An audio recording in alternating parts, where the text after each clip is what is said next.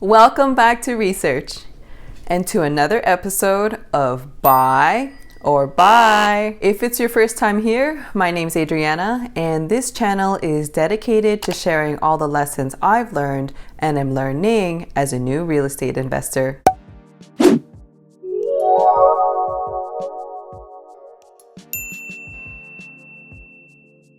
Today, let's review XO2 Condos, which just launched earlier in January. So, if you've had your eye on this one, we're going to take a deeper dive. Before we get started, don't forget to join me on Instagram if you have it.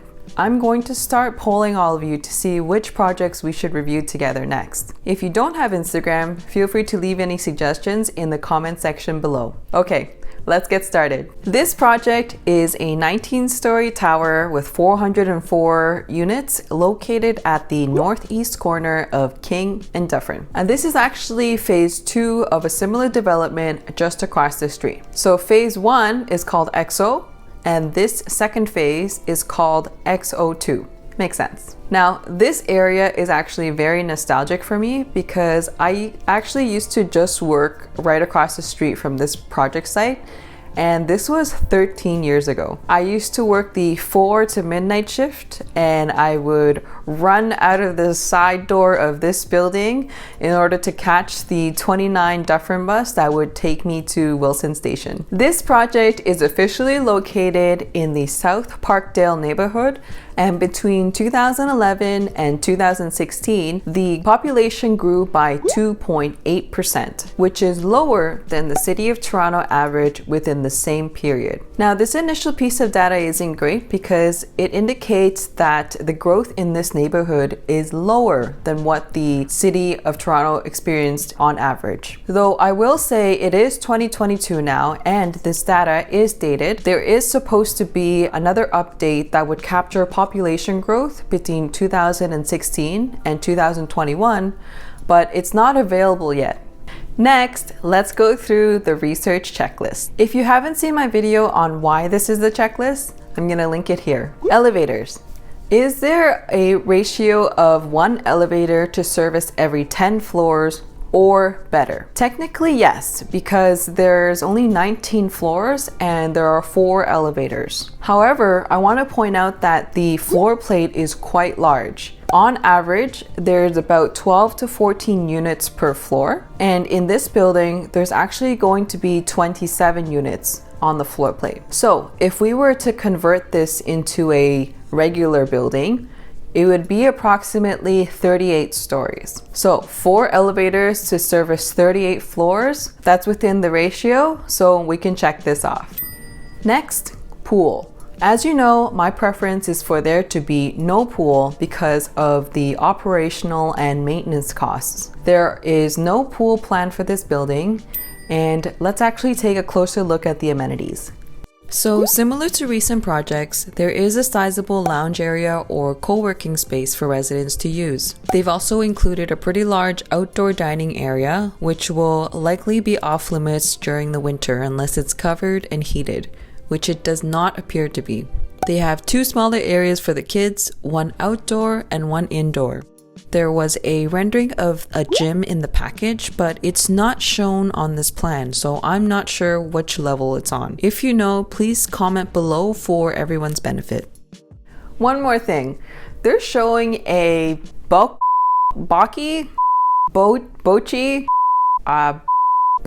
court as an amenity here, and I actually don't know what that is. Do we have a huge fan base here? It seems like a very niche type of game, and so it seems to be a waste of this amenity space here, in my opinion. Next, let's move on to transit. This project is at the corner of King and Dufferin. So just outside your doorstep will be the King streetcar. You'll also have access to the 29 Dufferin bus, and the Exhibition GO station is actually just a 12-minute walk away. Exhibition GO station is the stop just before you get into Union Station. The sales brochure also mentions that this site is actually a 2-minute walk away from a Dufferin Street entrance to the upcoming Ontario line, but I just want you to keep in mind that the Ontario line is still a long ways away, And if you're not planning to hang on to this long term, don't bank on the Ontario line being operational within the next 8 to 10 years. Next, grocery stores.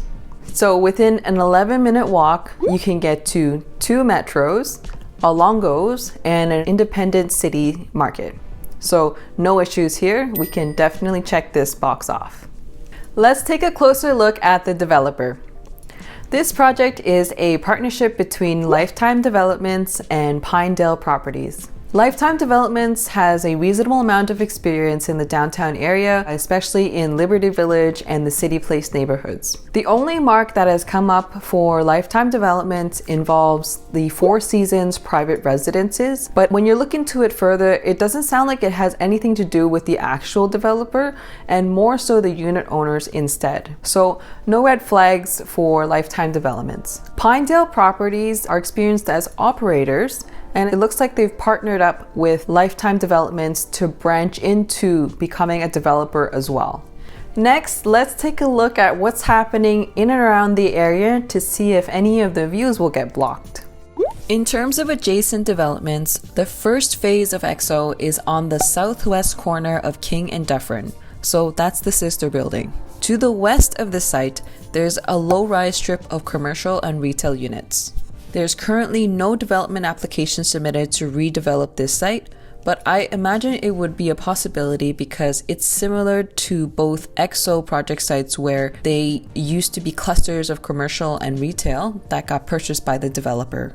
To the south of the site is a 2-story building owned by Colliers. This is actually the building I used to work in. I'm sure you've heard of Colliers, and if you haven't, they specialize in commercial real estate. There's no application to redevelop this site either at this time. This building is listed under the Heritage Act, so if it were to be redeveloped, it would go under much more scrutiny. If you want to learn more about how historical buildings are categorized in Toronto, I will link my city planning video here. To the east is a City of Toronto transportation facility and yard. So it's highly unlikely that there will be a tower to the east since it's a city facility. To the north of the project site are existing mid-rise older apartment buildings that are purely rental units. There was a bylaw passed this past September 2021 that actually makes it really difficult for developers to purchase these kinds of rental buildings and redeveloping them into condos. There's a very specific permit that the developer would need to get, and I am no lawyer, but from the sounds of it,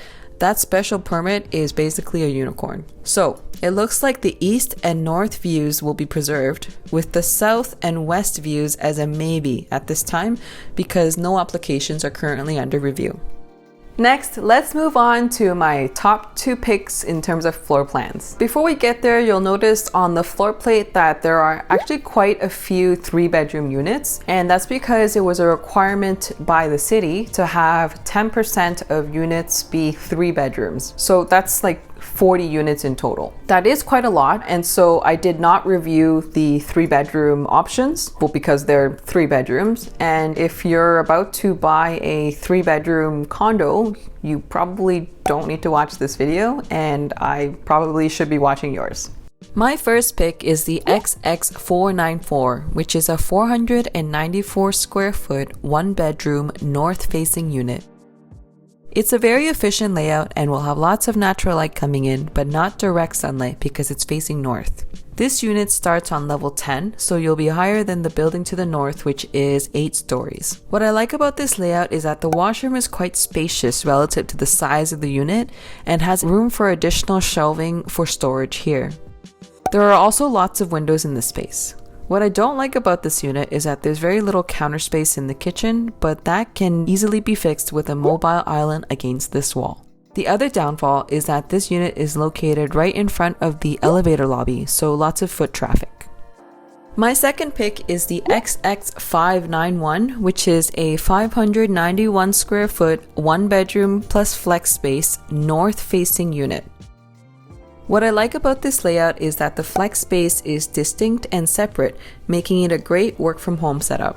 There are also 2 full baths in this unit, which is definitely a value add. This unit is also facing north, so you'll get lots of natural light from these windows, but not direct sunlight.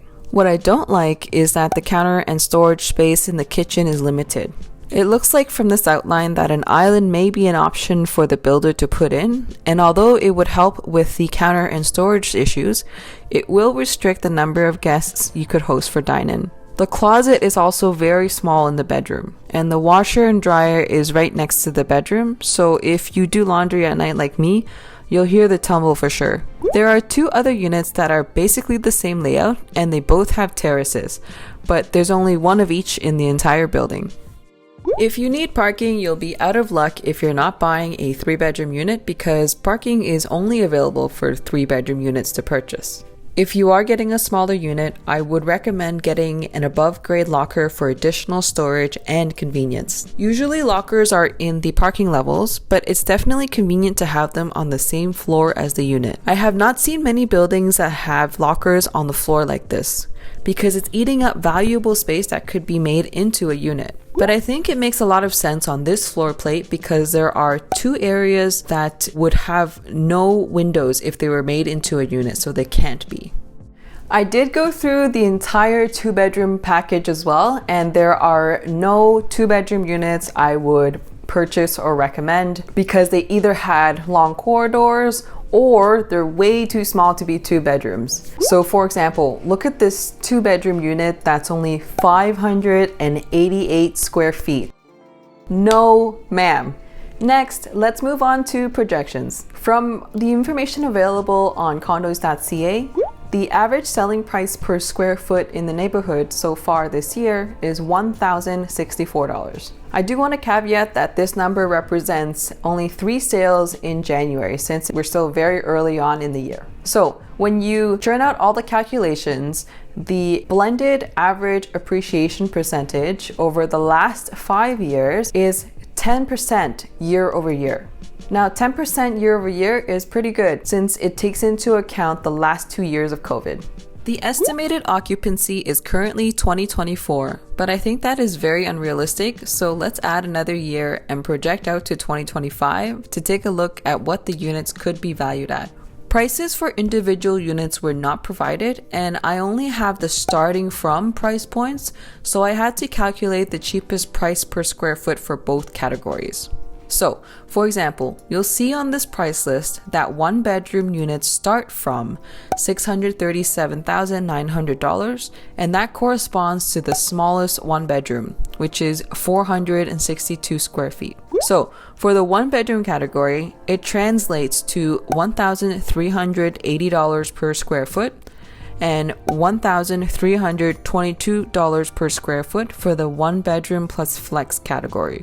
Here's what it projects out to in 2025, and as you can see, the projected profit is quite low compared to other projects. I want to reiterate that prices are not entirely accurate because they only provided the starting from prices, and it does not include any floor premiums or a locker. Speaking of which, they also did not identify what the floor premium is. So that means that if you're on a higher floor or you have a layout that they're charging a premium for, the price you pay for it now will go up and it will reduce the projected gross profit. If you want to know how I calculate projected profit, take a look at my other video that I will link here. I walk through it step by step, and there's even a pre-formulated spreadsheet you can download.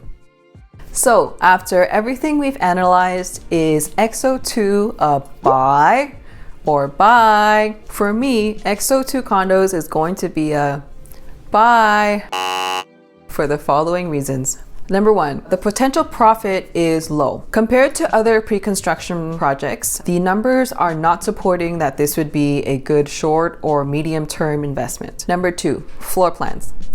Generally speaking, the floor plans that fit within my budget or that I would be interested in are too small. So for example, there's a 1-bedroom plus den in under 500 square feet.